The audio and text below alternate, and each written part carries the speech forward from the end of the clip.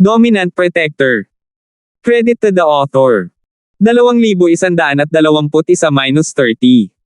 Ang mga pangalan po na nandito ay galing sa mga name generator.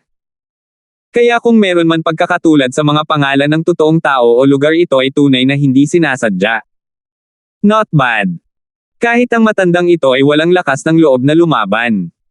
Sabi ni Master York, ngunit nagbubuntong hininga siya sa kanyang puso. Itong si Terence, kung hindi lang siya ang kalaban ng Hidden House York. Sayang, hindi lang niya ninakaw ang chi gathering pill nila, sinira pa niya ang kapangyarihan ng common house na si York. Dahil dito, wala nang pagpipilian si Lolo York kundi ang magalit kay Terence. Kung hindi, sa pakikipagkaibigan ni Terence kay Brian at sa relasyon niya kay Carla, ang pagkuha sa kanya na sumali sa Hidden House York ay magiging isang mahalagang chip para sa Hidden House York na maabot ang mas mataas na antas. Gayunpaman, ang mga bagay ni Sister Carla ay wala sa kanya upang magpasya. Siguradong aakyat si Sister Carla sa tuktok. Kahit na hindi siya ang magiging pinuno ng Hidden House York, siya pa rin ang magiging suporta ng Hidden House York, dahil si Sister Carla ay napili na ng mga tao doon. Hindi kayo nangangahas, ngunit kung ako iyon, natatakot ako na patay na ako. Matanda na hindi mo itinago na katuon siya sa alchemy at nag-practice ng auxiliary arts. Bagamat naabot na niya ang Sky Class na ito ay mas marupok kaysa sa normal na Sky Class. Siguradong mamamatay siya sa ataking ito. Tama, ang intensyon ng matandang master na ito ay pareho. Ang iniisip ni Elder Duran ay kapareho ng panghihinayang at awa ni Kuya York.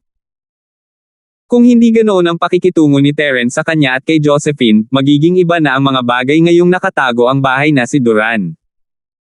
Kung si Terence ay hindi namatay sa pag-ataking ito, gaano siya kalakas? Hindi man lang sila ng ahas na matamaan ang unang yugto ng Sky Class na ito, ngunit ginawa ni Terence. Ano ang ibig sabihin nito? Nangangahulugan ito na kahit na si Terence ay hindi mas malakas kaysa sa Sky Class Early Phase, siya man lang ay Sky Class Early Phase. I'm sorry to disappoint you, but I'm not dead. I'm fine. Nagayos lang ako ng hininga at ayos na ako. Binuksan ni Terence ang kanyang mga mata at ngumiti. Tumayo siya at dahan-daang naglakad patungo kay Theodore na para bang hindi siya nasaktan. Kakaiba ang mga nakakatuwang hakbang niya sa iba. Paano? Paano ito posible? Dilat na dilat ang mga mata ng matandang Hale habang nakatingin kay Terence, na hindi nasaktan matapos dumura ng dugo. Ikaw. Ano ang iyong lakas? Pinandilatan ni Elder York si Terence na para bang nakakita siya ng multo. Hindi ito makatuwiran. May problema ba sa prop? Matandang master, gulat na gulat at pagdududa mong tiningnan ang prop sa kanyang harapan. May problema man o wala, malalaman mo kapag umakyat ka at sinubukan ito. Cut the crap, mahinang sabi ni Terence, may gustong magpatuloy. Ito.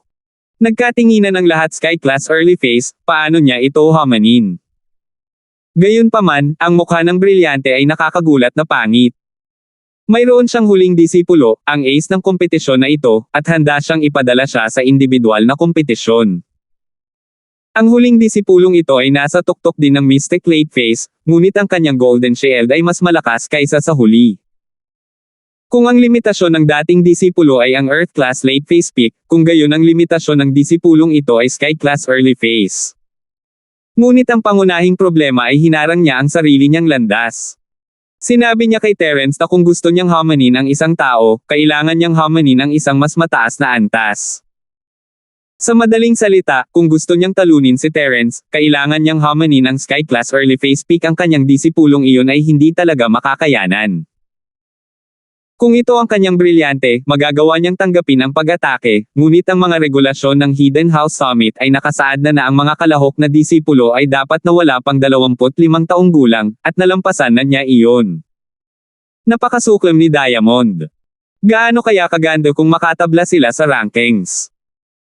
Kung bibitaw lang siya ngayon, baka sumuko na si Terence sa unang bahagi ng Sky Class na ito at nagpatuloy sa paghamon sa Earth Class Late Phase Peak kahit na ang pagkakatabla sa una ay mas mahusay kaysa sa pangalawang lugar na ito. At least, pagkatapos hamanin ni Terence ang Sky Class Early Phase, maaari niya makuha ang kanyang huling disipulo na hamanin ang parehong Sky Class Early Phase, sila ang mauuna. Kung tutuusin, kahit na may bentahe ang kanyang alagad sa individual na ring, hindi man niya kayang talunin ang kausap, hindi rin siya masasaktan ng ibang tao.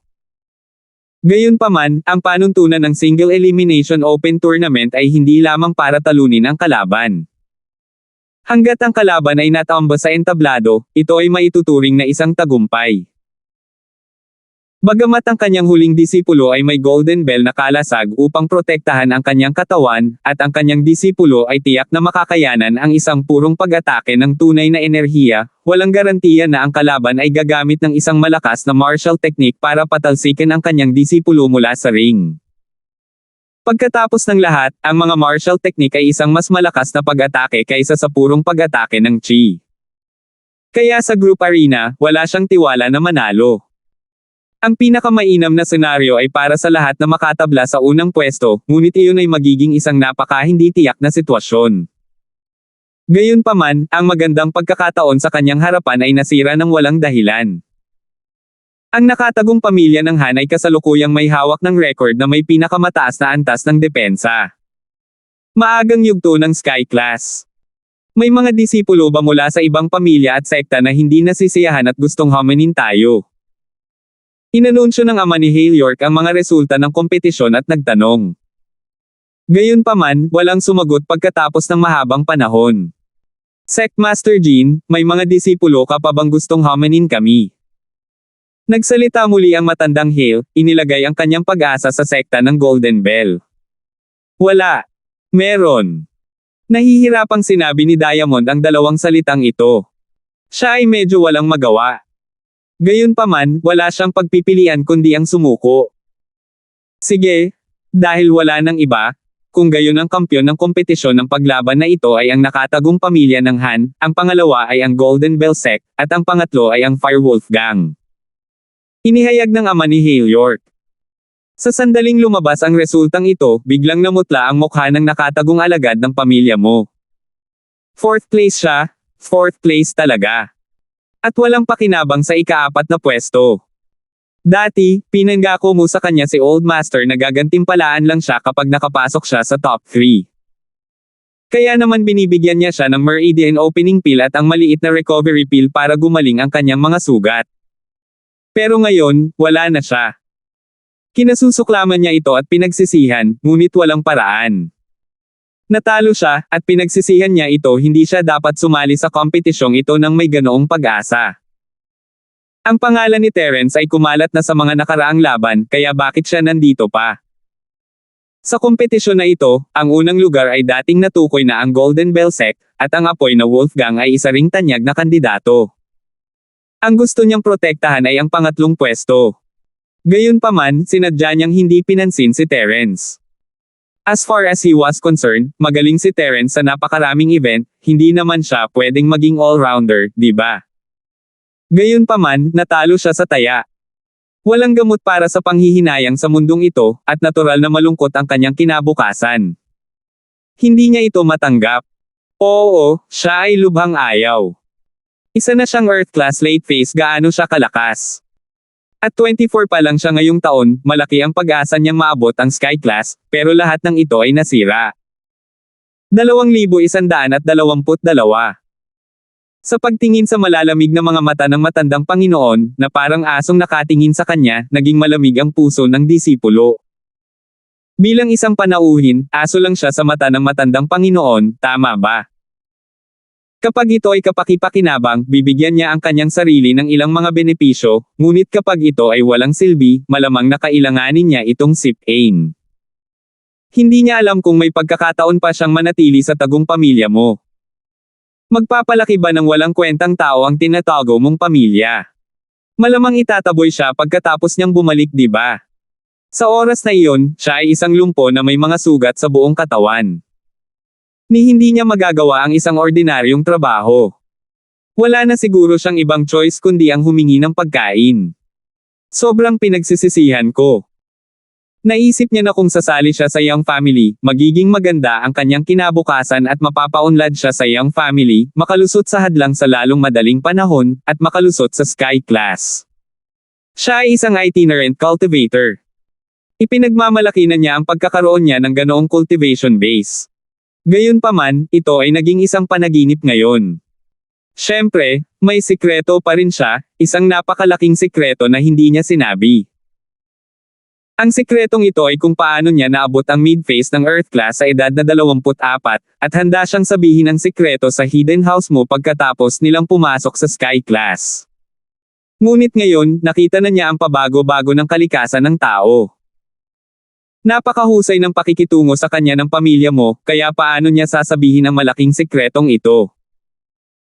Matapos huminga ng malalim, sa wakas ay tumingin ang alagad ng iyong pamilya sa matandang lalaki na may bakas ng pag-asa, umaasang mabibigyan niya ito ng meridian opening pill at isang maliit na returning pill.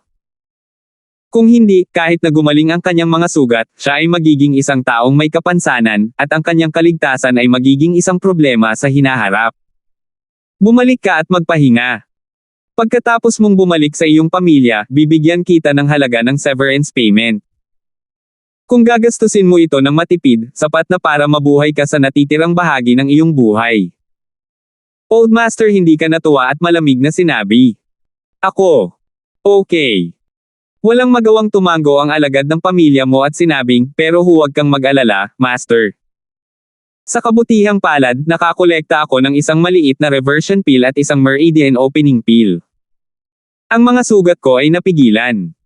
Pupuntahan ko sila ngayon. Oh, may hawak ka talagang tabletang ganyan. Mabuti naman, pwede ka na. Old Master, hindi mo inaasahan na ang taong ito ay may magandang bagay. Mukhang hindi kasali ang taong ito sa kompetisyon dahil mayroon siyang mentality na, win or die, ngunit dahil mayroon siyang trump card. Hindi niya alam na sinasambit lang iyon ng disipulo para iligtas ang kanyang mukha. May balak na ang alagad na magpakamatay. Napakalaking kahihiyan para sa isang martial artist ang gayong may kapansanan. Bagamat sinabi mong matandang lalaki na maaari niyang bigyan siya ng halaga ng severance payment, mas mabuti pang mamatay kaysa mamuhay ng walang kapuri-puring buhay. Kinuyam ng alagad ang kanyang mga kamao at tumalikod upang umalis. Si Terence, sa kabilang banda, ay malalim ang iniisip habang pinapanood ang disipulo na umalis. Bilang isang assassin, si Terence ay nagkaroon ng malalim na pag-unawa sa puso ng tao at kalikasan ng tao. Ang mga mata ng disipulo ay puno ng kawalan ng pag-asa, at hindi ito mukhang isang nakapagliligtas buhay na tableta. Natakot siya na ang disipulong ito ay pumunta para magpakamatay. Hindi napigilan ni Terence na mapabuntong hininga. Ang mga taong ito ay nagtatrabaho para sa mga nakatagong bahay, ngunit sila ay itinaboy na parang basura sa huli. Ganito ang lalaking ito, at ganoon din ang Earth class na lalaking may asul na buhok na kasama mong pancho. Old Master, wala kang pakialam sa alagad na ito. Iba ang nasa isip niya. Nanalo muli si Terence, nasaan ang hustisya dito? Katumbas ito ng full-powered attack ng isang Sky class early phase, at nakaya niya ito parang ayos lang siya pagkaraan ng ilang sandali, at ang mga disipulo mula sa sarili niyang sekta at ang Golden Bell sect ay nasa masamang kalagayan, nagkaroon sila ng malubhang panloob na pinsala. Malamang patay na ang alagad ng Firewolf Gang ngayon. Matandang lalaki, alam mo kung ano ang nangyayari sa Firewolf Gang. Kakagawa pa lang nila ng ilang hypnotized puppet na tinurok ng biochemical na gamot. Ang mga puppet na ito ay umasa sa gamot upang manatili ng walang takot sa kamatayan o sakit. Naiwan silang buhay, ngunit kapag nawala ang droga, malamang na mamatay sila. Ang ganitong uri ng masamang pamamaraan ay katulad ng pang-araw-araw at pang-araw-araw na sekta. Kaya naman, kahit mamatay ang kanilang contestant, walang maglalakas loob na banggitin ito muli. Kaya, ang apoy na pangatlong pwesto ng Wolfgang ay hindi na masusugatan. Gayunpaman, dahil hindi nagtanong ang mga taong ito, hindi ito nangangahulugan na ang iba ay hindi nagtanong. Isang malamig na boses ang umalangaw-ngaw, original talaga ang mga Firewolves. Nagpadala sila ng malapapit na tao sa kompetisyon. Natatakot ako na patay na siya. Nakakatawa talaga. Ang nanalo ay hari, ang natalo ay magnanakaw. Terence, saan mo nakukuha ang lahat ng kalokohang ito? Kahit na namatay siya pagkatapos ng kaganapan. Ano ang kinalaman nito sa iyo? Galit na galit si Miguel, ngunit hindi siya nang ahas na gumawa ng anuman kay Terence. Ang kanyang pamangkin ay pinatay ni Terence, at ang binti ng kanyang anak ay nabali. Kahit ang Earth-class late phase pick ng Firewolves ay walang magawa kay Terence, ano ang magagawa ng Miguel? Nasabi lang niya nang walang pakialam, the rules of the competition said that it's fine as long as you take it. It didn't say that you can't die after the event. Sinabi lang iyon ni Terence dahil naawa siya sa disipulo, ngunit hindi talaga siya interesadong tumayo para sa kanya. Kahit na kinuha niya ang apoy na Wolfgang mula sa ikatlong pwesto at palitan ito ng hidden house na ikaw, hindi siya makakakuha ng kahit isang sentimo. Sige, dahil walang problema, anyayahan natin ang tatlong guild na umakyat sa entablado upang kunin ang kanilang mga taya. Sabi ng matandang Hale. Kinuha ni Terence ang item at tiningnan ang taya sa pagitan ng mga Firewolves at ng Golden Clock Sect. Ang sekta ng gintong orasan ay mayroon pa ring parehong taya, at si Terence ay hindi interesado. Ang mga Firewolf naman ay naglabas ng isang bote ng gamot. Ano ang potion na ito? Tanong ni Terence. Miguel lang ang nagrehistro nito bilang gamot 01, at hindi ipinaliwanag kung ano iyon. Gusto mo ba ng Gayuma na makapagpapalakas sa iyo sa isang iglap? Mahinahong sabi ni Miguel. Bagaman mahalaga ang Gayuma, ito ay nakakapinsala. Maaari nitong gawing mas malakas ang mga tao kaagad, ngunit ang mga epekto ay halata. Tulad ng mga alagad ng apoy na Wolfgang na nauna sa kanya, hindi sila natatakot sa sakit o kamatayan sa panahon ng kompetisyon. Ang kanilang potensyal ay pinasigla hanggang sa limitasyon, ngunit pagkatapos ng kompetisyon, hindi nila matakasan ang kapalaran ng kamatayan. Kinasusuklaman ng Miguel si Terence, natural, hindi siya masyadong magpaliwanag. Oh, mukhang maganda iyan. Ibigay mo sa akin. Dahil doon, kumuha si Terence ng walang kwentang kayamanan mula sa kanyang taya at ibinigay ito sa Miguel kapalit ng 01 na gamot. Walang problema. Nakumpleto ng Miguel ang pakikipagpalitan kay Terence ng walang pag-aalinlangan. Ang kayamanang ito ay higit na mahalaga sa isang Minggayo kaysa sa 01 na gamot. Natural, tuwang-tuwa siya. Gamot 01. Malamig na tumawa si Terence sa kanyang puso, halos nahulaan niya kung ano ang bagay na ito. 2,123. Tinataya na ang ilang mga alagad na lumahok sa nakaraang kompetisyon ay gumamit ng ganitong uri ng gamot at naging mga pupay na bayo-tao na hindi natatakot sa sakit, kamatayan, at walang iniisip. Hindi gusto ni Terence ang gamot para sa sarili niyang gamit, gusto lang niya itong pag-aralan. Sige. Dahil wala nang iba, babalik na tayo at magpahinga. Mahinang sabi ni Terence. Nagdusa siya ng mga panloob na pinsala, at kahit na hindi ito gaanong nakikita sa ibabaw, kailangan niyang bumalik at magpagaling. Dahil doon, umalis si Terence kasama sina Theodore at Jepoy. Ito ay isang nakakatakot na labanan, ngunit hindi mapanganib. Hindi lang sinubukan ni Terence ang kapangyarihan ng isang Sky-class early phase, nanalo rin siya muli ng championship. Pinapatay nito ang dalawang ibon gamit ang isang bato. Pagkaalis ni Terence, naging pangit ang mukha ni Diamante at matandang lalaki, ngunit medyo gumanda ang ekspresyon ni Miguel.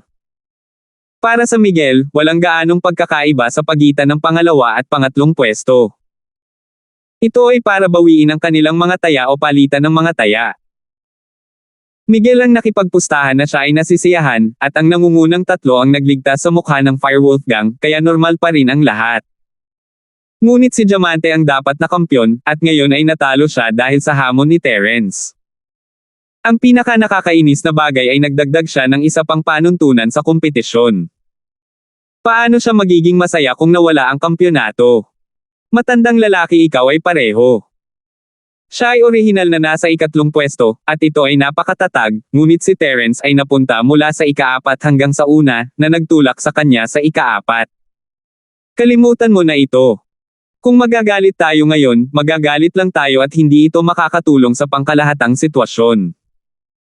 Dahil ang Gun Mountain Sect ay may trump card sa huling karagdagang laban, bakit tayo dapat mag-alala ng sobra? Nakikita ng lahat na si Terence ay kumuha ng Sky-class early phase full powered attack at ayos lang siya, at lumalayo pa nga siya, tumatawa at nagsasalita. Kahit nagtutulungan kami, baka hindi namin siya magawang ibagsak, hindi banggitin na ang mga patakaran ay hindi nagpapahintulot sa amin na maglaro ng madumi. Sabi ni Old Hale. Oo, kahit na may ginawa ako, hindi pa rin ako kakampi ni Terence. Itong Terence, talagang lampas sa inaasahan ko. Matanda kang bamaantong hininga at umiling. Gayunpaman, pareho ang iniisip ni na Elder York at Elder Duran sa kanilang mga puso kung alam nilang mangyayari ito, bakit nila ginawa ito. Gaano kaya kabuti kung hindi niya kalabanan si Terence? Wala nang paraan para ayusin ng Hidden House Duran ang kanilang relasyon ni Terence. Pinili nila ang panig ng bahay mo at ng Sky Elixir noong araw na iyon, na ginawang kaaway nila sina Terence, Josephine, at Ice Palace. Hindi sila magkakaroon ng pagkakataong umatras maliban kung putulin nila ang lahat ng ugnayan sa dalawang sekta, na isang malaking kawalan. Tungkol naman sa Hidden House York, ang kaliskis sa puso ni Lolo York ay nagsimulang lumipat ng kaunti. Kung hindi lang si Terence ang nagnakaw ng Chi Gathering Pill ni Hugh. Sa ganoong paraan, ang dalawang bahay ay walang hindi malulutas na sama ng loob maliban sa common house na si York. Ang Chi Gathering Pill, sa kabilang banda, ay isang problema sa buhay o kamatayan na nagpapaantala kay Alfred mula sa pagpasok sa Sky Class na gagawin siyang isang malaking makasalanan ng Hidden House York. Kahit na gusto ni Lolo York na makipagkasundo kay Terence, maaaring hindi payag si Alfred. Iyon ang pagkakataong makapasok sa Sky Class, pagkatapos ng lahat, at ito ang pinakamahalagang bagay sa isang practitioner. Hindi naman big deal kung isa o dalawang tao ang namatay. Kung tutuusin, sila ay mga walang kwentang tao. Gayunpaman, ang pangunahing problema ngayon ay ang Chi Gathering Pill. Sa pag-iisip na iyon, ang matanda sa bahay na si York ay nagpakawala ng mahabang buntong hininga at umalis. Matapos bumalik si Terence sa kanyang pansamantalang tirahan, ang kanyang namumulang mukha ay namutla. Pansamantalang nag-ripple ng enerhiya si Terence at inayos ang pinsala sa kanyang mga organo, ngunit hindi ito ganap na paggaling. Ngayong nakabalik na siya sa kanyang pansamantalang tirahan, hindi na kailangang itago pa ito. Boss, anong problema? Nagulat si Jepoy nang makitang ganito si Terence. Wala lang, ang kapangyarihan ng Sky Class Early Phase ay talagang pambihira, at ito ay isang head-on fight. Mapait na ngumiti si Terence, nagdusa ako ng malubhang panloob na pinsala. Kailangan kong i-circulate ang internal energy ko para gumaling ang mga sugat ko ngayon. Okay lang basta wag mo akong istorbohin. Hindi ako kakain ng tanghalian. Pagkatapos ng susunod na kompetisyon. Nabalitaan ni Jepoy na nasugatan si Terence at nagulat siya, kung gayon, dapat ba nating i-forfeit ang susunod na laban? Hehe, ayos lang. Magiging maayos din ako saglit. Walang pakialam na sabi ni Terence. Oh, tumango si Jepoy. Wala na siyang ibang sinabi pagkatapos sabihin iyon ni Terence. Sa tanghali, ang mga disipulong Hale ay nagdala ng pagkain. Ipinikit ni Terence ang kanyang mga mata upang gumaling, at hindi nang ahas si Jepoy na abalahin siya. Nagtabi siya ng bahagi para kay Terence at tinapos ang tanghalian kasama si Theodore ng tahimik, naghihintay na gumaling si Terence. Kung ang mensahero ni House Hale ay dumating upang anyayahan sila sa kompetisyon bago gumaling si Terence, tatanggihan ito ni Jepoy. Kung tutuusin, mas mahalaga ang kalusugan ni Terence kaysa manalo o matalo sa kompetisyon. Gayunpaman, nang magsisimula na ang laban sa hapon, biglang iminulat ni Terence ang kanyang mga mata at nagpakawala ng mahabang hininga, hu. Boss, gumaling ka na ba? Nakita ni Jepoy si Terence na nagmulat ng kanyang mga mata at agad na nagtanong sa tuwa. Naka-recover na ako. Marahil, malapit nang dumating ang mga tao sa bahay Hale, tumango si Terence. Gaya ng inaasahan, katatapos lang ng mga salita ni Terence nang umalangaw-ngaw ang boses ng isang Hale na disipulo mula sa labas ng pansamantalang tirahan, nandito na ba ang matandang patriarch? Magsisimula na ang ikalawang match of the day. Matandang patriarch Han, mangyaring dalhin ang iyong mga kalahok na disipulo at taya sa meeting hall para magparehistro. Sa pagkakataong ito, hindi nagmamadaling pumayag si Theodore. Nilinggan niya si Terence. Pagkatapos ng lahat, si Terence ay malubhang nasugatan ngayong umaga. Hindi sulit kung pakikialaman niya ang kanyang paggaling. Ang pagkakaroon ng panalo ng napakaraming laban, ang pagkatalo ng isa o dalawa paminsan-minsan ay hindi makakaapekto sa mukha ng nakatagong pamilya ng Han. Bukod dito, ang nakatagong pamilya ng Han ay kayang matalo sa taya. Tara na, Jepoy, Elder Han, tingnan natin ang ika-6 na laban. Tungkol saan ang kompetisyon? Tanong ni Terence. Paumanhin, nakalimutan kong sabihin sa iyo na ito ay isang kompetisyon ng alchemy. Maingat na sagot ng alagad ng pamilya Hale. Hindi niya nakalimutang sabihin sa kanila. Pumunta siya rito para ipaalam sa kanila, kaya paano niya nakalimutan? Isa lang ang dahilan kung bakit hindi niya sinabi sa kanila ang mga detalye na katanggap siya ng mga tagubilin mula sa matandang Hale na subukan si Terence. Kung si Terence ay nasugatan at hindi sinabi sa kanya ang mga detalye, malamang na siya ay sumuko dahil dito. Ngunit, kung sasabihin niya sa kanila ang mga detalye ng kompetisyon, iyon ang lakas ni Terence. Bakit niya ito tatanggihan? Kaya pala malabo siya kanina. 2,124. Old Master, natalo ka na ng ilang sunod-sunod na laban. Kung matalo siyang muli sa kompetisyong ito ng alchemy, talagang nakakahiya, kaya nag-isip siya ng paraan para matulungan ang matandang master na si Hale. Oh, humantong sa paraan. Walang pakialam na sabi ni Terence, ang kanyang mukha ay kalmado. Oo. Tumango ang disipulo at magalang na pinamunuan ang daan, ngunit lihim siyang nagpadala ng mensahe sa matandang master na si Hale gamit ang kanyang mobile phone. Nagtanong si Terence tungkol sa mga detalye ng kompetisyon at papunta na siya sa meeting hall. Sa meeting hall, pagkatapos matanggap ang text message, ibinigay ni Old Master Hale ang telepono kay Old Master na may malungkot na mukha at sinabing, hindi gumana ang iyong plano, ngunit hindi sumuko si Terence. Nagtanong pa siya tungkol sa kompetisyon, at nang marinig niyang alchemy iyon, pumunta siya. Hindi man lang siya pinatay ng sky class na iyon, kakaiba. Matanda na galit ka. Ang kompetisyon na ito ay inihanda para sa bahay mo, ngunit ngayon ay tila ginawa ito para kay Terence. Ang mga second class na pills ay hindi gaanong nakikita ni Terence maliban sa Chi Gathering pill, hindi man lang niya tiningnan ang mga foundation pill, maliliit na recovery pill, at meridian opening pill. Ano ang ibig sabihin noon? Nangangahulugan ito na si Terence ay dapat na magawa ito mismo. Ang dahilan kung bakit tinanggap ni Terence ang Chi Gathering pill ay marahil dahil ang mga sangkap ay mas mahal kaysa sa iba.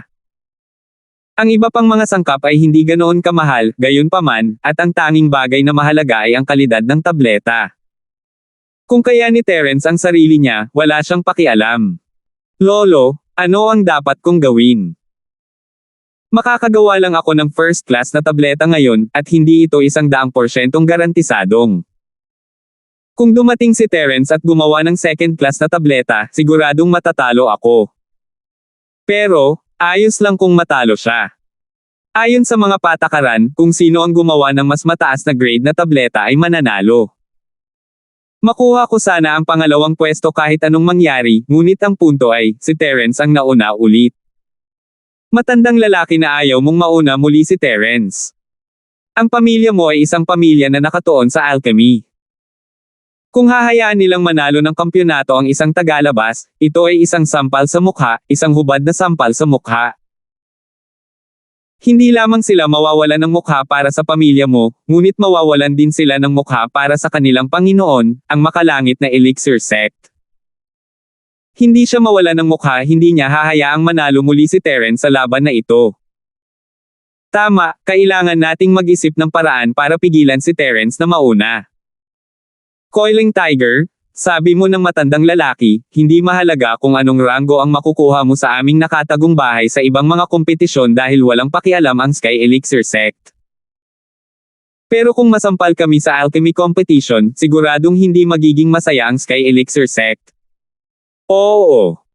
Tumango ang right Coiling Tiger, kasuklam-suklam talaga ang Terence na iyon. Matanda ka, may magandang ideya ako. Sa wakas ay nagsalita si Elder Duran. Oh. Anong magandang ideya? Mangyaring magsalita, Elder Tang. Mabilis na tanong ni Old Master. Baguhin ang mga patakaran ng kompetisyon. Kung babaguhin natin ang mga alituntunin ng kompetisyon, sabi ni Elder Tang, papalitan natin ito ng sinumang makakapagpino ng third grade pill sa pinakamaikling panahon ang siyang mananalo. At iba pa. Third rank na pill. Paano ito naging posible? Kahit ako ay hindi ito matagumpay. Old Master, natigilan ka at nagtanong. Ang panuntunan ay hindi ito matagumpay na mapino. Ngumiti si Elder Tang, "Kuya ikaw, gusto mo bang manalo si Terence o hindi man lang manalo?" "Oo." Matandang lalaki bigla kang naliwanagan. Bagamat ang mga patakaran ay nagbago sa pagpino ng mga third class na elixir, at hindi tayo mananalo sa kompetisyong ito, hindi rin mananalo si Terence. Kung matatalo tayong lahat, walang mukha na dapat ipag-alala. Lolo, magandang ideya iyan, ngunit medyo nakakalungkot. Napabuntong hininga ka Pancho. Gusto niyang magpakitang gilas sa kompetisyong ito, ngunit matapos malaman na kasali si Terence, nawala siya sa mood. Hindi naman sayang, pero iyon lang ang paraan. Kapag nanalo ulit si Terence, magagalit ako. Sige. Lolo, ikaw ang nagdesisyon. Sumunod tayo sa panuntunang ito. Sa kabilang panig, matanda na binago mo ang mga patakaran sa huling minuto, at si Terence at ang iba pa ay pumunta sa meeting hall. Inirehistro ni Theodore ang pangalan ni Terence at ang taya bago umupo at maghintay na ipahayag ang mga patakaran. Gayunpaman, kapwa ang Theodore at Jepoy ay may walang katulad na tiwala sa kompetisyong ito. Alam nila na si Terence ay isang alchemist, at ang alchemy ang strong suit ni Terence. Napakataas ng tsansa na manalo muli sa kompetisyong ito. Bagamat hindi mukhang nagulat si Terence sa kalalabasan, nakangiti siya ng mapait sa loob. Kilalanin ang aking puwet. Parang sumasali si Han Jingjing. Gayunpaman, hindi gustong ihayag ni Terence sa publiko ang kanyang trump card ng maaga. Si Han Jingjing ay hindi si Terence. Si Terence ay may ilang trump card at paraan ng pag-iingat sa sarili, ngunit wala si Han Jingjing. Kung ang Hidden House ikaw o ang Sky Elixir Sect ay napagtanto ang panganib at nagpadala ng mga tao upang patayin si Han Jingjing, huli na para umiyak si Terence. Hindi niya kailangang hayaang lumaban si Han Jingjing para sa isang maliit na taya. Kahit na magpakita si Han Jingjing, kailangang may gantimpala na lumalaban sa langit bago pa ito maisip ni Terence. Niwala siya sa mood para sa ganitong maliit na away. Ang paglitaw dito ni Terence ay para lang bigyan ng pressure ang Hidden House Hale at ang House Use Elders, na sinasabi sa kanila na kahit na ang Sky Class early phase ay walang ginawa sa kanya, nabuhay pa siya at sumipa, at dapat nilang itigil ang kanilang mga pukana laban sa kanya. Gaya ng inaasahan, nagulat ang mga taong ito nang makitang lumalahok si Terence sa kompetisyon na may normal na ekspresyon. Kailangang malaman ng isa na ang disipulo ng sektang Golden Bell noon ay nasugatan at hindi na makabangon sa kama, ang apoy na disipulo ng Wolfgang ay patay na, at ang disipulo ng iyong pamilya ay wala kahit saan. Ikaw Pancho, hello. Sa pagkakataong ito, papalitan ba ng pamilya mo ang taya sa isang pangalawang gradong medicinal cauldron? Sa tingin ko ay maganda ang bagay na iyon. Bakit hindi mo ako mawala ng isa pa? Nakangiting sinalubong siya ni Terence. F*6, sa tingin mo ba ay murang bagay ang grade 2 medicinal cauldron? Hindi na madali ang kumuha ng first grade medicinal cauldron bilang taya sa kompetisyong ito. Second grade. Do you think my family produces medicinal cauldrons?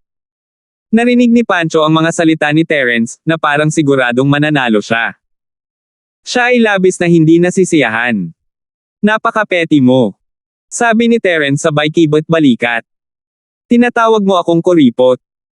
Ang kanang nakapulupot na tigre ay galit na ang kanyang mga daluyan ng dugo ay sesubog na.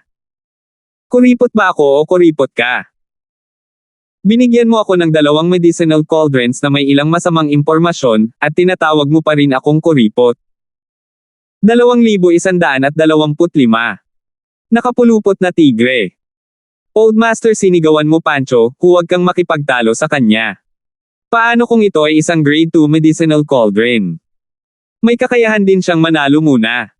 Tama. Hindi pa ina-announce ang rules ng competition.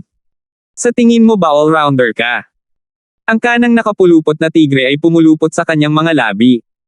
Old Master, tumango ka, na nagpapahiwatig na maaaring ipahayag ng matandang Master Hale ang mga bagong panuntunan. Sige, alam ng lahat na ang kompetisyong ito ay isang kompetisyon sa paggawa ng tableta. Susunod, i-aanunsyo ko ang mga patakaran ng kompetisyon. Sinabi ng matandang master na si Hale, ang mga patakaran ng kompetisyon sa pagpino ng tableta na ito ay ang sinumang makakapagpino ng isang third grade na tableta sa pinakamaikling panahon ay siyang mananalo. Pangalawa, pangatlo, at iba pa. Walang mga paghihigpit sa uri ng tableta. Hanggat ito ay isang third grade na tableta, ito ay naaayon sa mga patakaran ng kompetisyon. Ngayon, ang iyong mga kalahok mula sa lahat ng mga pamilya at mga sekta ay maghanda. Ikatlong baitang. Napakurap si Terence. Sino ang gumawa ng panuntunang ito? Hindi kaya na retarded siya. May isang tao dito na maaaring magpino ng pangatlong grado na tableta. Kung ang pangatlong baitang medicinal pill ay napakadaling pinuhin, si Althea ay hindi masyadong nakasimangot. Tama, pangatlong baitang na. Sa pagtingin sa nalilitong mga mata ni Terence, ang matandang master na si Hale ay tumango ng buong pagmamalaki. Gaya ng inaasahan, hindi makakarating si Terence. Mayroong isang tao dito na maaaring magpino ng ikatlong ranggo na tableta. Tanong ni Terence. Huwag kang mag-abala tungkol sa iba. Kung maaari mong pinuhin ito, pagkatapos ay pinuhin ito. Ngumisi ang kanang Pancho. Ay, hindi ko kaya. Mahinang sinabi ni Terence, hindi man lang ako makakagawa ng first grade na tableta, lalo na sa ikatlong baitang. Kaya sumusuko na ako. Sinabi ko noon na isusuko ko ang isang laban. Tinutupad ko ang pangako ko ngayon. Ga! Nagulat si Yupanho. Hindi siya nagulat na sumuko si Terence, alam niya na hindi makakagawa ng third level pill si Terence, kung tutuusin. Ang ikinagulat niya ay ang sinabi ni Terence. Hindi siya makakagawa ng first level pill. Posible ba iyon? Hindi ba alchemist si Terence? Bakit hindi man lang siya nakapag-concoct ng grade 1 pill? Sa pag-iisip nito, ikaw na Pancho ay tumingin sa matandang master na may kainahinala. Terence, cut the crap, sino ang hindi nakakaalam na ikaw ay isang refiner? Hindi mo man lang mapino ang isang first grade na tableta. Sino ang sinusubukan mong lokohin? Sa tingin mo ba maniniwala ako sa iyo? Matanda kang sumangot ng malamig at sinabing, alam ko, nakita mo na napakataas ng rules na hindi mo kayang tapusin, kaya sinadya mong galitin ako. Di bale, hindi ako galit, at hindi ako naniniwala. Kung sinabi mo na nasugatan ka kaninang umaga at wala kang sapat na totoong chi para magpino ng mga table tasks, maniniwala ako, ngunit gumamit ka ng masamang dahilan para ipahiwatig na sumuko ka, talagang. Sok-sok. Tumingin si Terence sa matandang lalaki na walang imak at umiling, sa ngayon, walang naniniwala sa katotohanan. Naaawa ako sa mababang IQ mo. Sok, sa tingin mo maniniwala ako sa'yo. Terence, ayos lang kung susuko ka, huwag kang magdadahilan, nakangiting sabi ni Lolo. Hindi ako naghahanap ng dahilan. Sabi ni Terence habang nakatingin kay Kuya Pitts. Sabi ko, matandang Pitts, sinabi ko sa iyo noon na kung susuko ka sa kompetisyon, bibigyan mo ako ng isang bote ng body refining liquid, tama?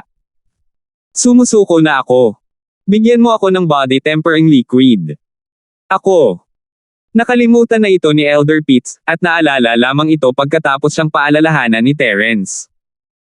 Nagdilim ang kanyang mukha, sinisisi ang nakatatanda sa iyo para sa pagbabago ng mga patakaran. Kaya't kung nanalo si Terence, ngunit ngayong binago ang mga patakaran, na forfeit si Terence, at nawalan siya ng isang bote ng body tempering liquid. Hindi mo ako masisisi dito. Kung gusto mong sisihin ang isang tao, sisihin mo itong pill refining competition. Kung hindi dahil sa pill refining competition na ito, baka hindi ako na forfeit. Sabi ni Terence. Paano kung ibigay ko sa iyo?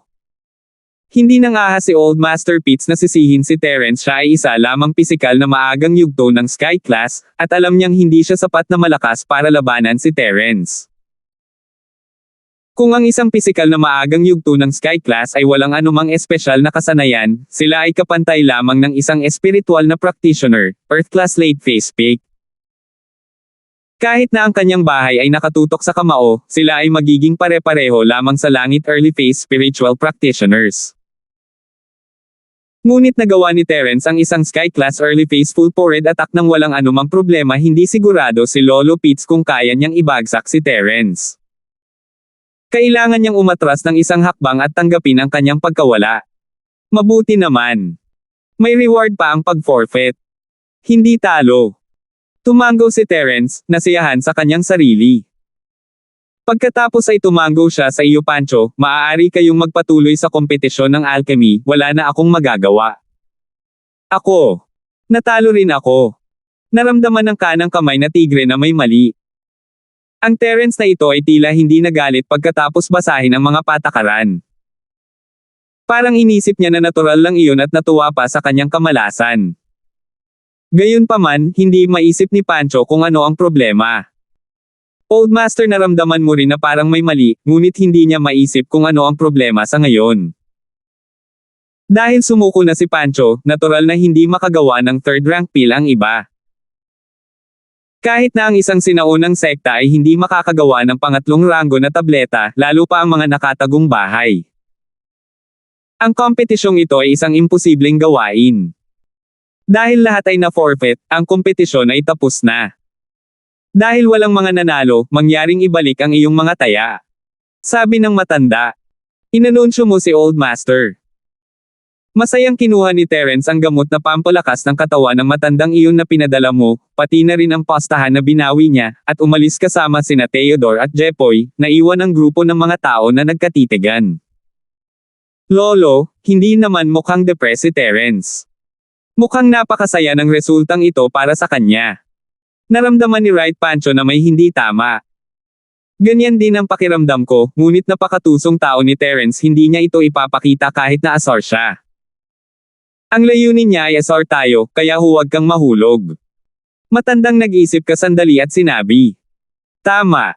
Magaling umarte ang batang ito. Kung hindi, hindi niya ako nagawang dayin para kunin ang 2 kong kalderong panggamot. Tumango si Yupanho at sinabing. Matanda ka, dahil sa pagbabago ng rules mo, nawala ng bote ng gamot na pampalakas ng katawan ng tagong bahay natin, Pitts. Hindi mo naman kami masisisi niyan, di ba? Sabi ni Elder Pitts, medyo asar. Ayaw niyang makipagbuno kay Terence, ngunit may gusto siyang makuha mula sa nakatatanda sa iyo. Hindi ba't isang bote lang ng body refining drug? Ayos lang, bibigyan na lang kita ng mga sangkap pagdating ng panahon. Ginagarantiya ko na mas mahalaga ito kaysa sa Gayuma. Ang hidden house na wala ka, ngunit mayroon silang maraming elixir. Napakabukas palad nila, at totoo na sumuko si Terence sa kompetisyon dahil sa kanila. 2,126. Maraming salamat. With Elder Yu's promise, wala nang ibang sinabi si Kuya Pitts. Naglalakad sina Terence, Theodore, at Jepoy patungo sa kanilang pansamantalang tirahan ng galit na sinabi ni Jepoy, Boss, ang mga patakarang ito ay talagang nakakainis. Para bang sinasadya kanilang pinupuntirya. Ito ay isang rank 3 na tableta, sino ang makakapagpino nito? Ang impormasyon na natanggap namin noon ay ang mga patakaran ng mas mataas na antas ng kompetisyon sa alchemy, ang mga tuntunin ng alchemy na kompetisyon ng mas mataas na antas ng kompetisyon ay ang mga tuntunin ng mas mataas na oras ng kompetisyon sa alchemy. Pinuhin ito. Kaya bakit ito biglang naging isang third grade alchemy pill? Oh, ganun ba talaga ang rules gaya ng sinabi mo? Napakorap si Terence. Oo, at ang mga alituntunin ng kompetisyon ng alchemy sa nakaraang Hidden Summit ay palaging ganito. Matagal na itong hindi nababago. Ang biglaang pagbabagong ito ay magiging mahirap para sa mga tao na hindi isipin na sadyang pinupuntirya ka nito, boss. Tumango si Jepoy at sinabi. Hehe. Itong matandang ikaw at ikaw Pancho. Isang ngiti ang lumitaw sa mga labi ni Terence. Nagplano na siyang sumuko sa kompetisyong ito sa simula pa lang, kung hindi ay hindi siya makakapagpusta sa Hidden House Pitts. Pero parang masyado kang maingat sa Hidden House. Ayaw na nilang manalo pa siya matapos manalo ng napakaraming laban, kaya sinasadya nilang binago ang stupid rule na ito. Hindi nila nakuha si Terence, kundi siya. Ang orihinal na plano ni Terence ay kumuha ng walang kwentang kayamanan para ipalit sa isang bote ng gamot na pampalakas ng katawan. Magiging equal exchange ito, at wala siyang mawawala.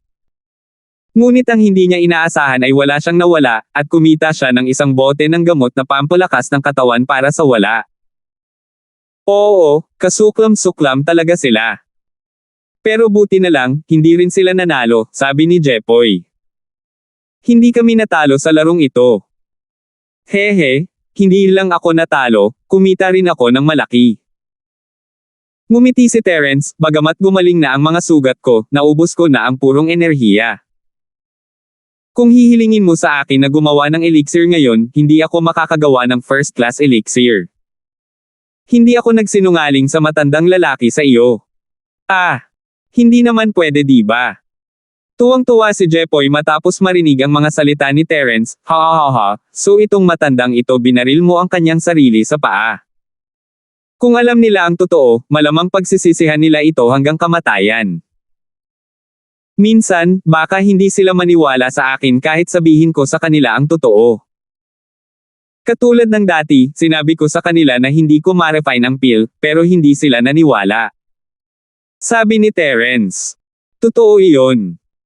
Gayunpaman, mabuti na alam natin ang tungkol sa usaping ito ng paggawa ng kayamanan sa katahimikan. Sino ang nagmamalasakit sa kanilang iniisip? Biglang nawala ang mood ni Jepoy. Bagamat hindi nila napanalunan ang kampyonato, si Terence pa rin ang pinakamalaking nagwagi. Di ba alagad yan ang Hidden Young family? Biglang sumimangot si Theodore at tumingin sa gubat na hindi kalayuan sa kanyang pansamantalang tirahan. May lalaking nakaluhod sa tabi ni Tito Yang na may pagtataka sa mukha. Bulong niya sa sarili, ngunit hindi alam ni Theodore ang kanyang sinasabi. Ang lalaking ito ay talagang disipulo ng Hidden House of the Right na lumahok sa kompetisyon ng paglaban. Sumimangot si Terence at sinundan ang tingin ni Theodore. Ito ang nasugatan mong disipulo mula noon. Bumalik muna kayo, pupuntahan ko at titingnan.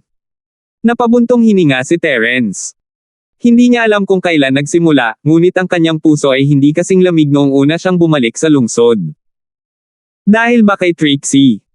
Ang tulong ni Trixie kay Lorilyn ay nakaantig sa puso ni Terence. Dahil ba kay Akira? Ang dedikasyon at sakripisyo ni Akira para sa mga bata sa orphanage ay lalong nakaantig kay Terence. O dahil ba sa malamig na exterior pero warm interior personality ng Young Miss, at sa paglipas ng panahon, naantig din ito sa kanya.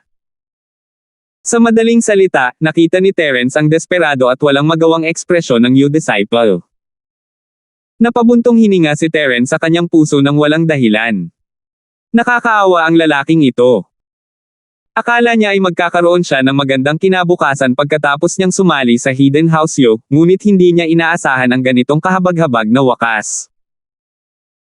Kung hindi ito nakita ni Terence, ayos lang, ngunit ngayong nakita niya ito, pakiramdam niya ay nasa iisang bangka sila. Ang Terence noon ay nakaranas din ng katulad na kawalan ng pag-asa at kawalan ng kakayahan. Si Terence ay malubhang nasugatan sa pakikipaglaban kay Mason mula sa Golden Bell Sect. Akala niya ay hindi na siya makakapag-cultivate muli at hindi na magkakaroon ng lakas, ngunit ang ugali ng amo ni Terence sa kanya ay ganap na iba sa Hidden House U. Hindi siya iniwan ng batang si Miss at gusto pa niyang sumilong sa kanyang bayang Sinilangan. Medyo miserable itong alagad ng Hidden Young family kumpara sa kanya. Mayroon siyang napakalamig na Panginoon. Nakakaawa siya. Tahimik na nakatayo si Terence sa likod ng Hidden House na disipulo mo. Nasira ang meridian ng nakatagong alagad ng pamilya mo at nawalan siya ng buong lakas. Malubhang nasugatan ang kanyang katawan, kaya natural na hindi niya napansin ang taong nasa likuran niya at bumulong sa kanyang sarili. Ate, wala akong silbi. Hindi kita kayang ipaghiganti sa buhay na ito. Akala ko nagkaroon ako ng hindi inaasahang pagkikita at umabot ako sa Earth class sa murang edad. Akala ko magkakaroon ako ng magandang kinabukasan sa pamamagitan ng pag-asa sa nakatagong bahay mo. Ngunit hindi ko inaasahan. Ang alagad ng bahay mo ay nakipag-usap sa kanyang sarili tungkol sa kanyang kalungkutan, munting kapatid, marahil ay matagal ka nang nawala, sasamahan ka na ni Kuya. Mabigat ang puso ni Terence habang nakikinig siya sa Hidden House na disipulo mo. Ang taong ito ay sumali sa Hidden House para sa paghihiganti. Para daw sa ate niya. Sumali ka sa Hidden House mo bilang Lucky. Noong araw na sumali ka, dapat ay handa ka sa pag-iisip para sa araw na ito. Mahinang sabi ni Terence. Tumalo ng alagad mo, hindi inaasahan na may nakatayo sa likuran niya. Ibinaling niya ang kanyang ulo at nakita niya si Terence, isang nakakapanghinayang ngiti sa kanyang mukha. Pumunta ka ba dito para pagtawanan ako, isang taunang kalaban? Isang tauna na kalaban. Tumingin si Terence sa disipulo, interesado. Itinulak kita mula sa pangatlo tungo sa ika-4 na pwesto. Hindi ka ba galit sa akin? Kiputin. Bakit ako mapupuot kung ako ay mababa? Umiling ang alagad ng pamilya mo. I hate it. I just hate that I didn't follow the right master. You're right. Akala ko ang nakatagong pamilya mo ay tutulong sa akin na maging core disciple nila at sanayin ako. Hindi ko inaasahan na ito ay isang aso. Gayunpaman, hindi ko tinulungan ang mga gumagawa ng masama, at wala akong pakialam na maging mga kampa ng kanilang pamilya na, mga manlalaban at sumuso sa kanila. Ito ay tiyak na dahil wala kang pakialam na gawin ito na ginagamit kanila para lumahok sa kompetisyon. Nakangiting sabi ni Terence. Natigilan saglit ang disipulo ng pamilya mo bago siya tumango. Tama, ginagamit nila ako bilang baril. Ang mga thug na iyon, hanggat sinisip-sip nila ako at naging bodyguard para sa mga young master na iyon, makakakuha sila ng ilang mga espiritual na halamang gamot para sa paglilinang, ngunit kailangan kong ipagsapalaran ang aking buhay. Nagsisisi ka ba? Tumingin sa kanya si Terence at mahinang nagtanong. 2,127. Noong una, naawa lang si Terence sa kanya at ayaw siyang mamatay, iyon lang. Ngunit ngayon, ang disipulong ito ng iyong pamilya ay napukaw ang interes ni Terence. Panghihinayang. Hehe. Umiling ang alagad ng pamilya mo. Ano ang silbi ng pagsisisi? Kung matutulungan kitang bumalik sa normal, handa ka bang maging chess piece ko sa tagong pamilya mo? Tumingin si Terence sa iyong disipulo at nagtanong. Chess piece. Gusto mong ako, isang lumpo, ang maging chess piece mo. Ano? Sabi mo matutulungan mo akong bumalik sa normal. Mayroon kang meridian opening peel at maliit na reversion peel. Natigilan ang alagad ng pamilya mo. Natural. Tumango si Terence. Hindi niya gusto ang nerve opening peel at ang maliit na reversion peel, ngunit nakakuha siya ng ilan pagkatapos ng napakaraming kompetisyon. Hindi mo ba narinig kung ilang round na ang napanalunan ko? Ito. Bakit handa kang iligtas ako? Medyo nataranta ang alagad ng pamilya mo, saka bakit mo ako ginawang chess piece ng pamilya mo? May hinanakit ka ba sa hidden house mo? Hindi sa ngayon, ngunit hindi ko masasabing sigurado sa hinaharap. Mahinang sabi ni Terence. Magagamit niya ang kanyang purong enerhiya para pagalingin ang disipulong ito, ngunit hindi pa niya ito pinagkakatiwalaan. Hindi siya kayang tretuhin ni Terence tulad ng pakikitungo niya sa kanyang pinagkakatiwalaan. Dagdag pa, ang pagiging house-use chess piece ay isang ideya lang na naisip ni Terence sa huling minuto. Buti na lang pumayag ang taong ito, pero wala namang mawawala sa kanya kung hindi. Hindi isinasaalang-alang. Kung gayon iligtas mo ako. Ang iyong disipulo ay lalo pang nalito kung si Terence ay may sama ng loob sa hidden house sa iyo, at kung hihilingin nila siyang pumasok sa bahay pagkatapos siyang iligtas, maaari niyang patayin ang Earth-class Masters, kung hindi Sky-class Masters, sa kanyang lakas ngunit sinabi lang ni Terence na wala pa siya nito. Wala lang. Baka nasa iisang bangka lang tayo. Naranasan ko din na mawala ng pag-asa tulad mo. Napabuntong hininga si Terence. Actually, wala akong kailangan na gawin mo para sa akin. Kung ano ang mangyayari sa akin at sa hidden house ikaw pa rin ang bahala. Paumanhin, hindi ko maipapangako sa iyo pansamantala. Ang iyong disipulo ay nag-alinlangan sandali bago tumanggi sa mungkahi ni Terence. Nagulat ito kay Terence, hindi ba gusto ng alagad na bumalik sa normal? Talagang tinanggihan niya ang proposal ko. Ano ang ibig sabihin nito? Ayaw mo bang bumalik sa normal? Tanong ni Terence. Ako ay isang taong nagpapasalamat. Bagamat ang pamilya mo ay hindi makatarungan sa akin, pagkatapos ng lahat, sa paglipas ng mga taon, ang iyong pamilya ay nagbigay sa akin ng isang tirahan at ilang mga espiritong damo upang tulungan ako sa paglilinang. Bagamat iniwan nila ako sa pagkakataong ito ay aking sariling mungkahi na sumali sa kompetisyong ito. Para sa napakagandang gantimpala pagkatapos manalo, hindi ako pinilit ng iyong pamilya. Kaya, kung ang pamilya mo ay walang ginagawang labis sa akin, wala akong magagawa sa kanila at tulungan kang makitungo sa kanya. Sabi ng alagad ng pamilya mo. Hindi ko akalain na ganoon ka-kating ang loyal. Sabi ni Terence, umiling-iling. Hindi ito blind loyalty. Kung may iligtas mo ako ngayon at hayaan mo akong bumalik sa normal, tiyak na babayaran kita sa hinaharap.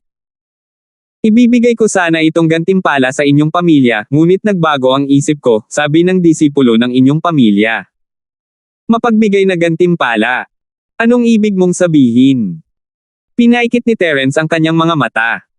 Isang mapa ng kayamanan. Sinabi ng alagad ng pamilya mo, sasabihin ko sa iyo kung ano ito pagkatapos mo akong iligtas. Pagkatapos ng kompetisyong ito, babalik ako sa pamilya mo at kukunin ang mapa ng kayamanan. Talagang ibibigay ko ito sa iyo sa tamang panahon. The treasure map. Huwag na nating pag-usapan kung totoo o hindi. Kahit totoo, mahirap sabihin kung may kayamanan pa. Hindi masyadong natuwa si Terence, ngunit mahinahong sumagot, bukod dito, kahit na may kayamanan, bakit hindi ka pumunta at hanapin ito? Isang beses na akong nakapunta doon, pero desyerto, kaya hindi ko mahanap ang eksaktong lugar. Oo. Hindi itinago ng alagad mo. Pagkatapos noon, gusto kong sabihin ito bilang kontribusyon sa pamilya mo, at hilingin sa hidden house mo na tulungan akong makakuha ng Chi Gathering Pill para umakyat sa Sky Class para ipaghiganti ang pamilya ko. Sigurado ka bang hindi mo ako tutulungan sa pamilya mo? Tanong ni Terence. Kung sa tingin ko ay hindi ko na kailangang manatili sa pamilya mo, tiyak na maghahanap ako ng kanlungan sa iyo upang gantihan ka sa pagliligtas sa aking buhay ngayon. Matigas na sabi ng alagad mo. Hindi niya direktang sinagot ang tanong ni Terence, ngunit nilinaw niya ang kanyang intensyon. Kalimutan mo na, sumama ka sa akin. Ikinaway ni Terence ang kanyang kamay. Medyo hanggal ang alagad na ito, ngunit kung babalik siya at unti-unting malalaman ang totoong mukha ng matanda, malamang ay dahan-daang magbago ang isip niya.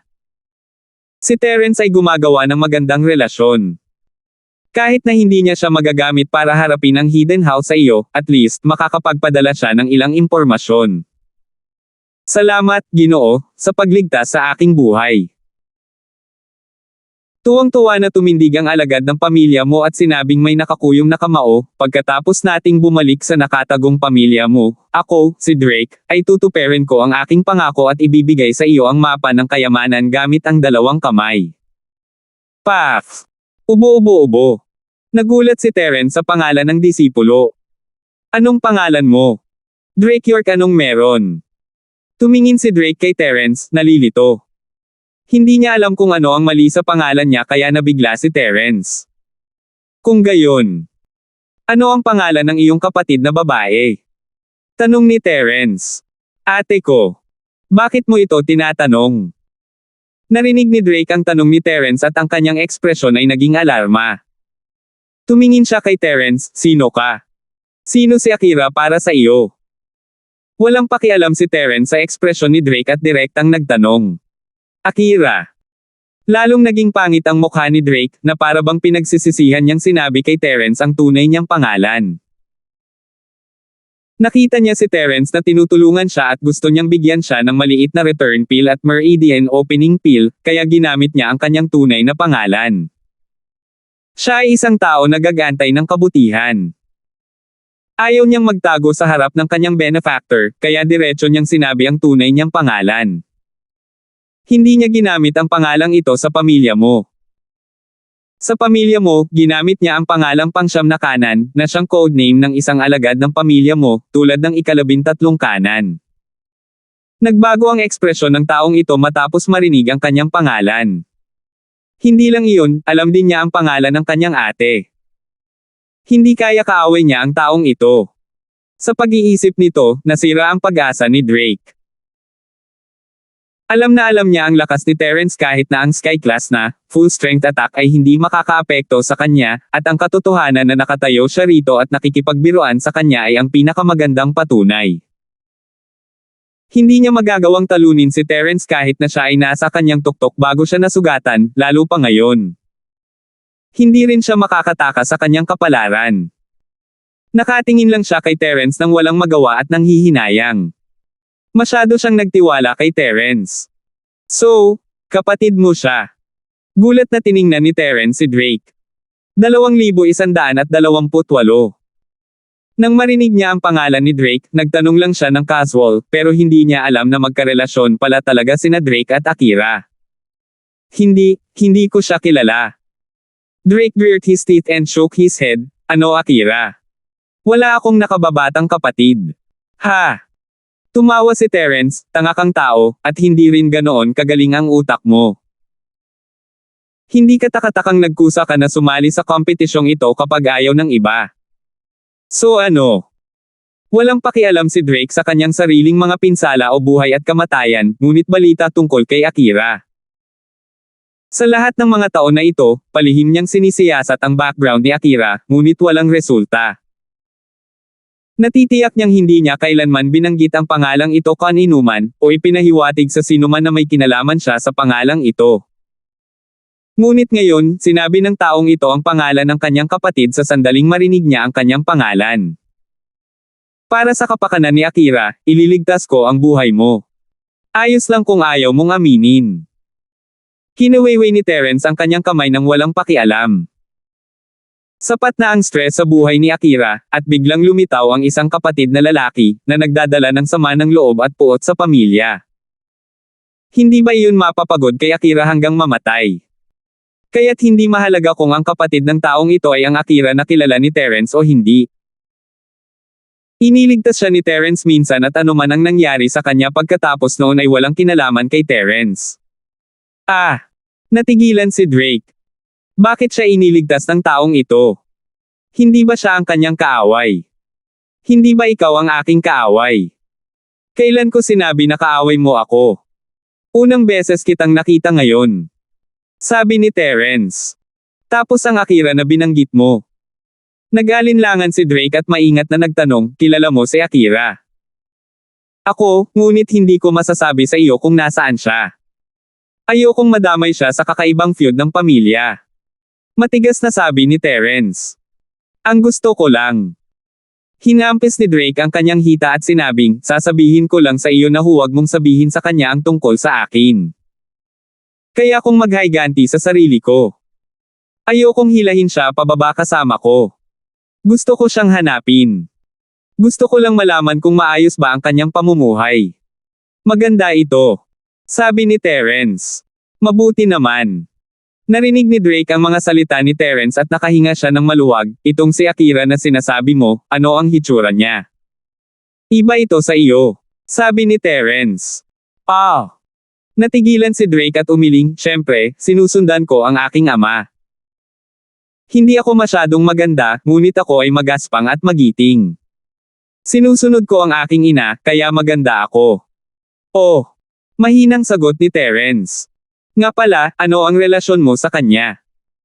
Biglang namula ang mukha ni Drake habang nakatingin kay Terence. Ayos lang. Sabi ni Terence. Ayaw mo talaga. Naramdaman ni Drake na may mali, kaya ayaw niyang sumuko. Gusto mo ba ang maliit na reversion pill at ang channel opening pill? Kung ayaw mo, mawala ka. Sabi ni Terence. Oo.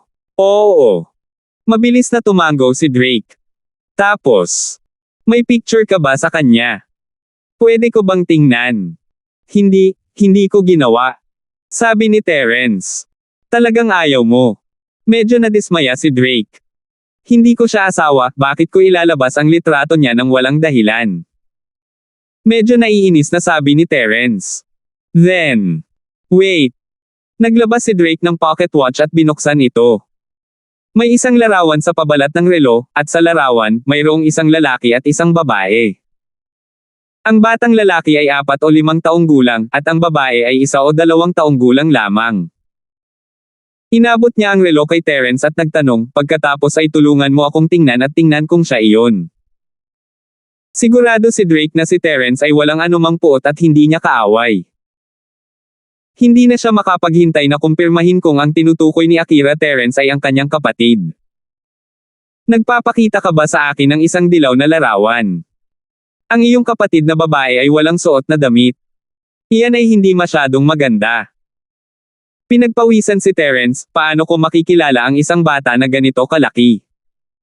Sa tingin mo may special powers ako. Tsaka hindi ko pa nakitang nakahubad ang kapatid mo. Si Drake ay hindi nakaimik, bata ka pa lang, ngunit mayroon kang mga komplikadong pag-iisip. Medyo magkatulad ito. Ngunit hindi ako masyadong sigurado, sabi ni Terence, ang tanging sigurado ako ay ang Akira na kilala ko ay ulila rin. Tama na yan. Maingat na iniligpit ni Drake ang pocket watch at sinabing, pagkatapos ay nakahinga ako ng maluwag. Kahit na ano, ituring mo na lang na alaala. Pero huwag mong sabihin sa kanya ang tungkol sa akin. Wala akong oras para dyan. Sabi ni Terence habang naglalakad siya papunta sa pansamantalang tirahan kasama si Drake. Humingi siya ng isang nerve opening pill at isang maliit na recovery pill mula sa Jepoy at ibinigay ito kay Drake. Maraming salamat po. I'll take my leave muna. Siguradong babayaran kita sa hinaharap. Sumaludo si Drake gamit ang kanyang mga kamao at umalis sa pansamantalang tirahan ni Terence. Napabuntong hininga si Terence. Ito ba ang tinatawag na cause and effect? Si Terence ay nahawakan ni Akira, ngunit naligtas niya si Drake nang hindi sinasadya. Hindi siya sigurado kung kapatid ni Akira si Drake, pero parang siya nga. Boss, paano mo siya ililigtas? Hindi ba siya disipulo ng nakatagong pamilya mo? May mga pagdududa noon si Jepoy, ngunit nagtanong siya pagkaalis ni Drake. Nako, gusto kong mag-iwan ng informer sa nakatagong pamilya mo. Huwag mo na itong pag-usapan. Hindi na nagpaliwanag pa si Terence. Kaya ganyan. Hindi masyadong nagtanong si Jepoy tungkol sa plano ni Terence at sinabing, boss, sa palagay ko magsisimula ang individual round sa gabi. Kagagaling mo lang sa sugat mo. Bakit hindi natin ay forfeit ang kompetisyon? Not bad. The Hidden House of Han is already very eye-catching. I'm very satisfied. Magiging mas komplikado ng konti ang competition pagkatapos nito. Maraming laban para matukoy ang mananalo. Kung ayaw mong sumali, hindi mo na kailangan. Tumango si Theodore at sinabi. Tingnan natin. Sabi ni Terence. Imposibleng hindi dumalo si Terence ngayon kung gagawin niya, mukhang nasaktan talaga siya, o natatakot siya. Ngayon na ang oras upang ipakita ang kanyang kapangyarihan. Ang pagpatay sa 3 Earth-class Master sa isang galaw ay hindi magbibigay kay Terence ng masyadong maraming oras. Ang mga matatandang ito ay hindi makapaghintay na patayin si Terence, at kung hindi niya ipapakita ang kanyang kahinaan, magiging problema ito kapag bumalik siya sa karaniwang mundo. Sige. Tumango si Jepoy. Pagkatapos ng hapunan, dumating ang mga disipulo ng pamilya Hale gaya ng ipinangako at sinabing, nandito ba ang matandang patriarch ng nakatagong pamilyahan? Magsisimula na ang ikatlong laban ngayon, ang Single Arena Challenge ni Yuyo. Matandang patriarch Han, mangyaring dalhin ang iyong mga kalahok na disipulo at mga taya sa bulwagan ng pagpupulong upang magparehistro at ilagay ang iyong mga taya. 2,129. Tara na. Sabi ni Terence. Hindi na nagsalita sina Theodore at Jepoy pagkatapos ng pagpupumilit ni Terence. Sinundan nila si Terence sa meeting hall. Tulad ng dati, pagkatapos ayusin ang listahan ng mga kalahok at ang mga stake, sinabi ng matandang master na si Hale, susunod ay isa sa pinakamahalagang segment ng Hidden House Summit ang 1v1 challenge. Dahil sa espesyal na katangian ng kompetisyon, isang tao lamang ang maaaring pumunta sa entablado.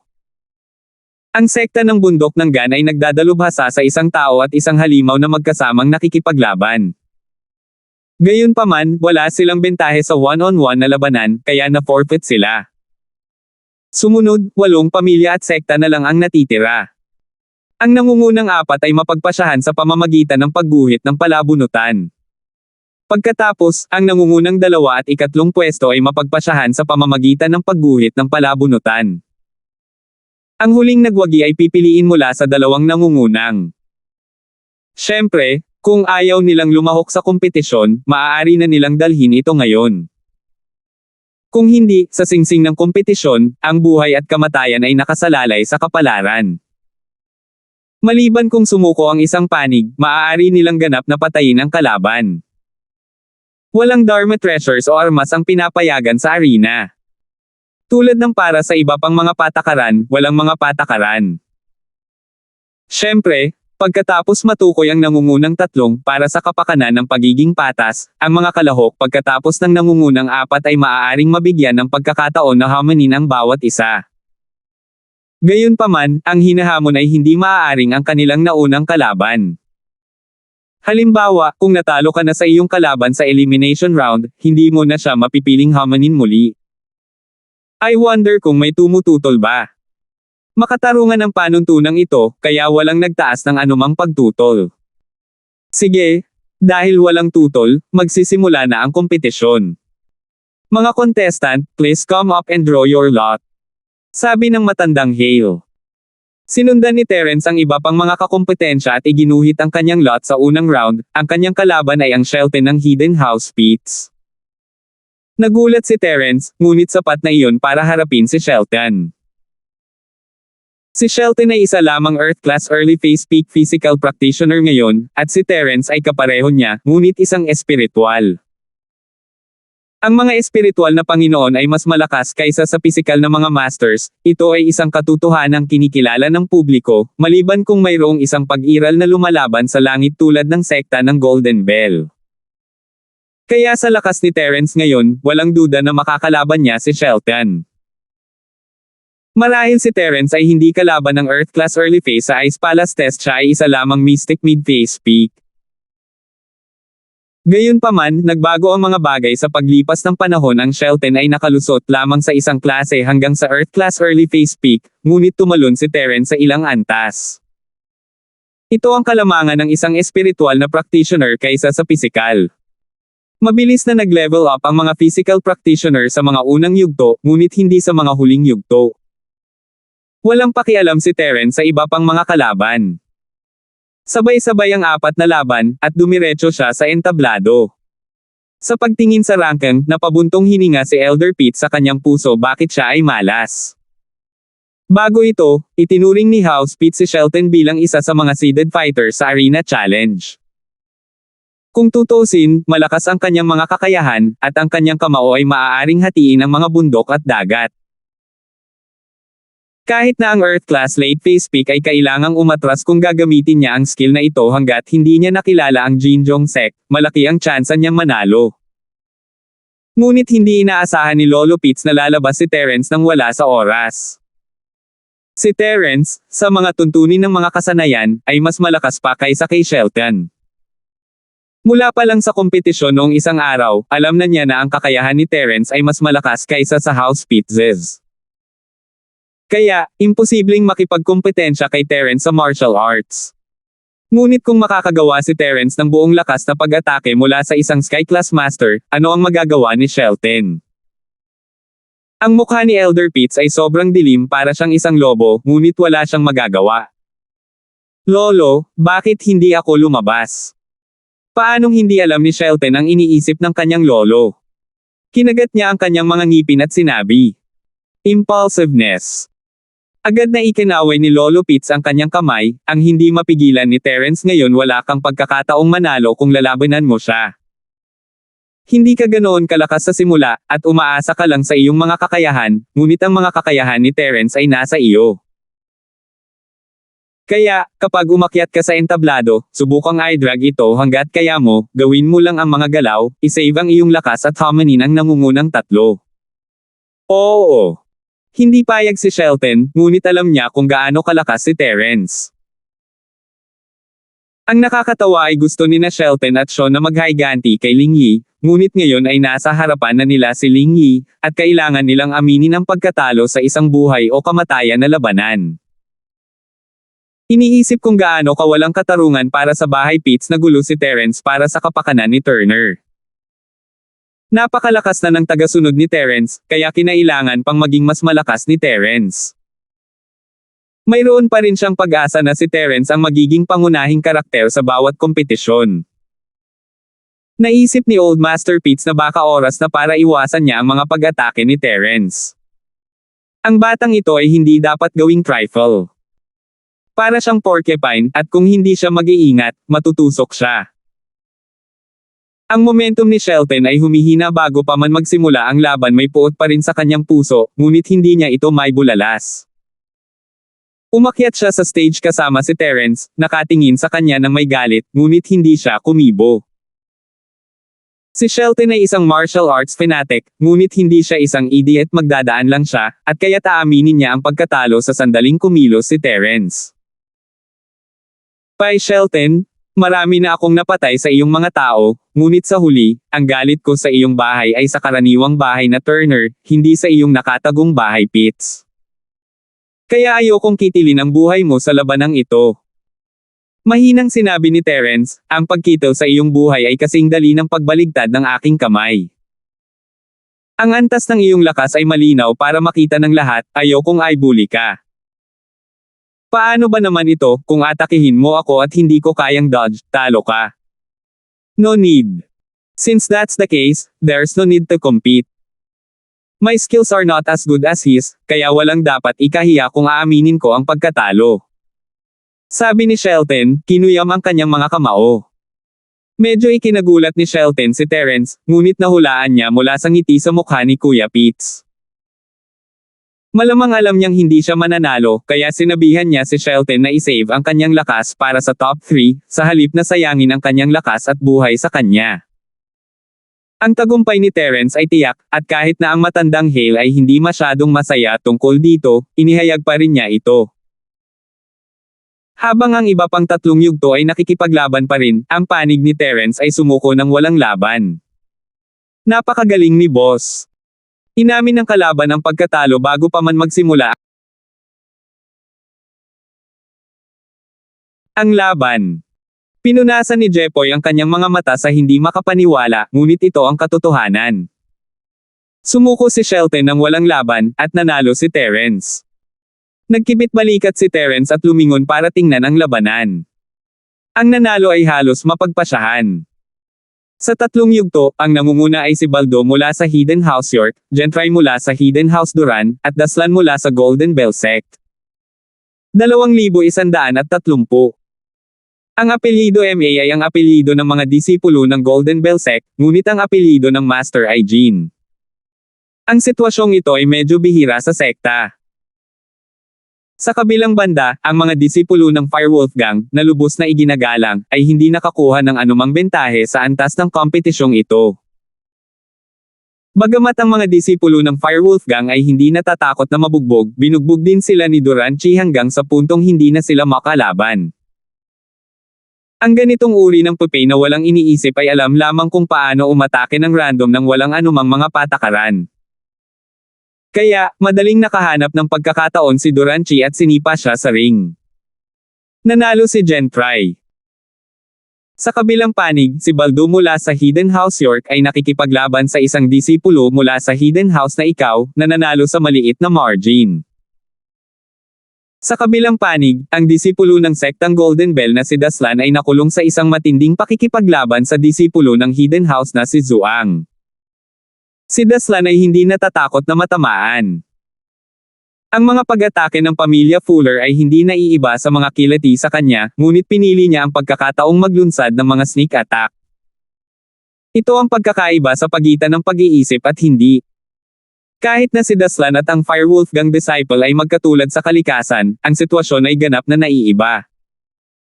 Sa huli, sinamantala niya ang kawalang ingat ng disipulo ng pamilyang Fuller at pinatalsik siya sa ring gamit ang kanyang malakas na katawan, nanalo. Pagkatapos ng maikling pahinga, muli silang gumuhit ng palabunutan. Sa pagkakataong ito, ang kalaban ni Terence ay si Gentry. Lolo, wala akong pagkakataong manalo. Ang Gentry ay dating Mystic mid-phase pick, at pagkatapos ng bahay na si Duran ay naging House U at Sky Elixir, nakakuha sila ng maraming Elixir, at ang lakas ni Gentry ay patuloy na tumataas, ngayon siya ay Earth class mid-phase pick. Gayunpaman, kahit na may ganitong lakas, ayaw ni Gentry na makipaglaban kay Terence. Una, naramdaman niyang hindi siya ang kalaban ni Terence. Pangalawa, kung patuloy niyang guguluhin si Terence, tiyak na masasaktan nito ang kanilang relasyon. Kung pabayaan siya ni Terence para kay Josephine o sa mukha ni Tia Xiaoming, isa itong hindi patas na tagumpay.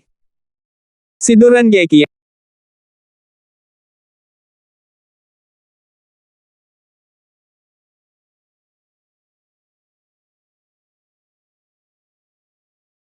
Siyempre, hindi alam ng matandang master na si Duran kung ano ang iniisip ni Gentry.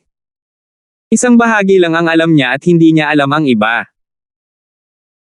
Tumango siya at sinabing, kung gayon ang Hidden House Pits, ang pinili ni P. Shelton ay napakatalino kami, ang Hidden House Duran, ay hindi maaaring ang unang lumabas.